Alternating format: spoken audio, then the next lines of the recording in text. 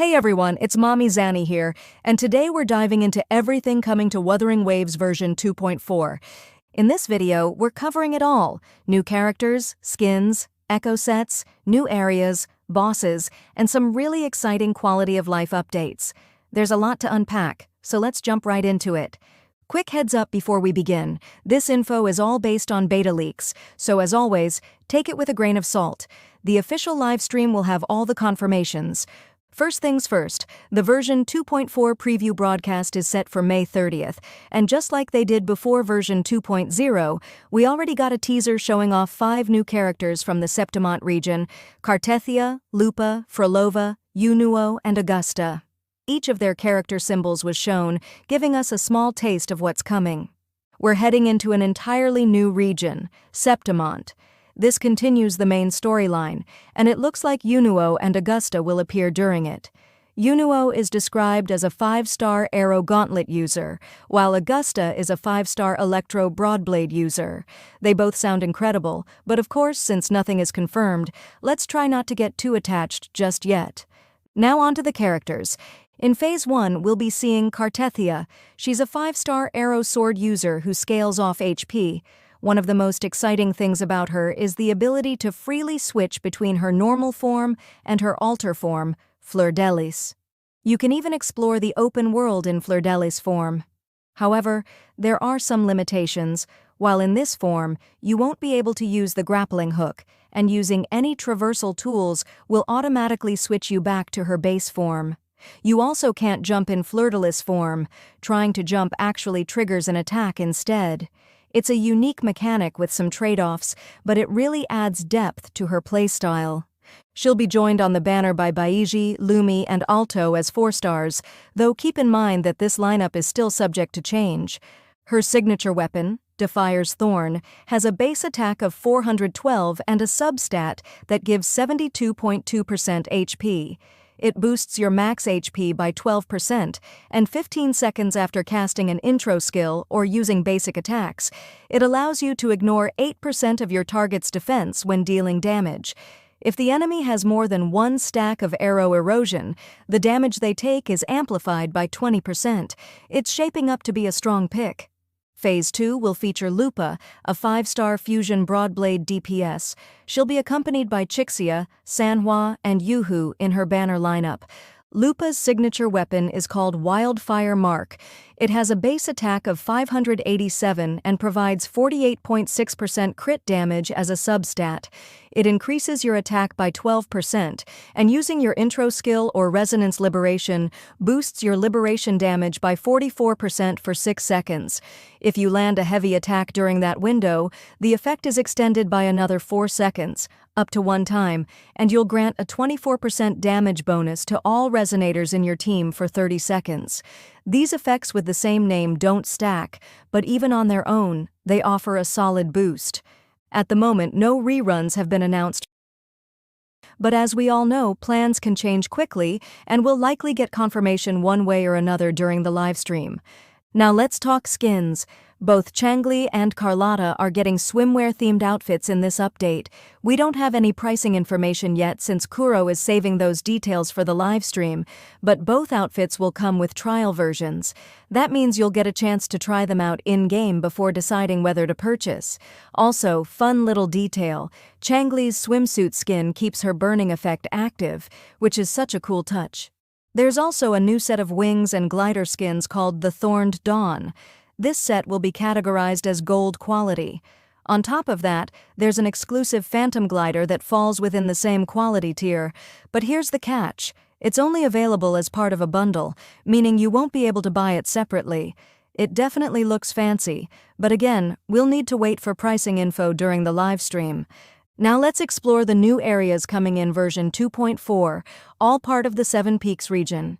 The first is Titan's Plain, a vast, wind-swept plateau dotted with ancient monoliths, which probably tie directly into the storyline. Next, we have the Vale of Lament, a mysterious valley covered in fog and rumored to echo with the voices of the fallen, definitely setting the tone for something eerie and emotional. Then there are the Divide Mountains, which look rugged and challenging, possibly representing a deep conflict either in the lore or gameplay.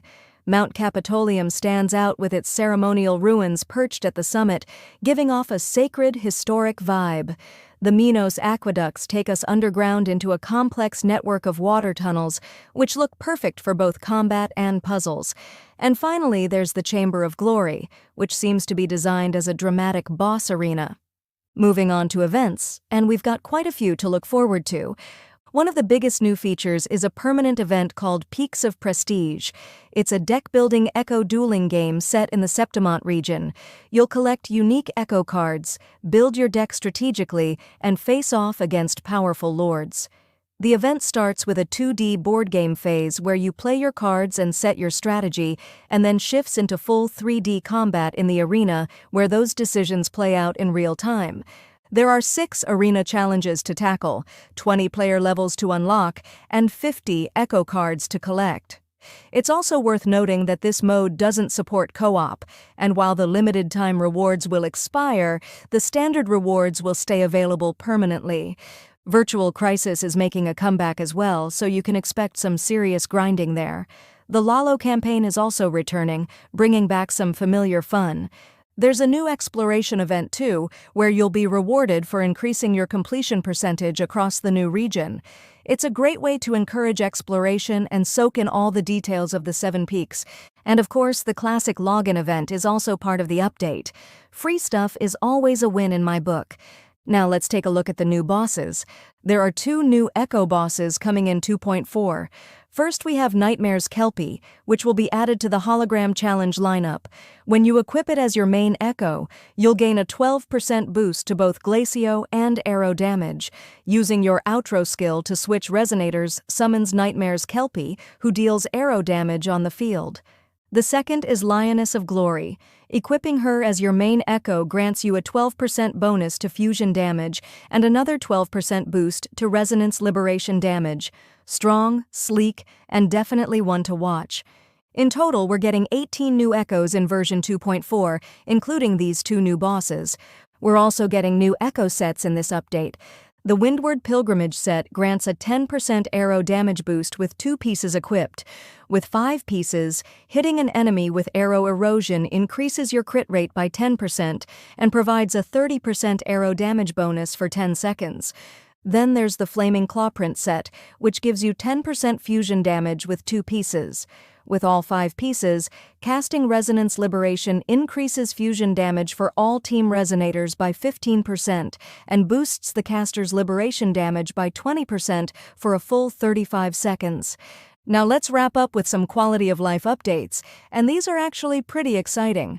First off, we're getting enhanced water physics. Water will now react to your character's movements and have dynamic visual effects. If that's not your style, or if your system needs the extra performance, you can turn this effect off in the settings menu. There's also a new feature that lets you change the in-game visual filter. This means you can now adjust how the game looks and feels with different tones or effects. Frame generation might also be added, allowing players to unlock unlimited FPS. It's not officially confirmed, but it's something being talked about a lot, so we'll see. And finally, there's now an option to hide player names above characters in co-op mode. If you prefer a cleaner look or just want to stay immersed, you'll be able to toggle this on or off from the settings. And that's everything we know so far about Wuthering Waves version 2.4. This update is packed with content, from exciting new characters and a stunning new region, to deep lore, unique events, and meaningful quality-of-life upgrades. There's something here for every kind of player. If you enjoyed this video or found it helpful, don't forget to like, subscribe, and hit that notification bell so you never miss out on Wuthering Waves news. Thanks so much for watching. This is Mommy Zani signing off. Take care, stay hyped, and I'll see you in the next one.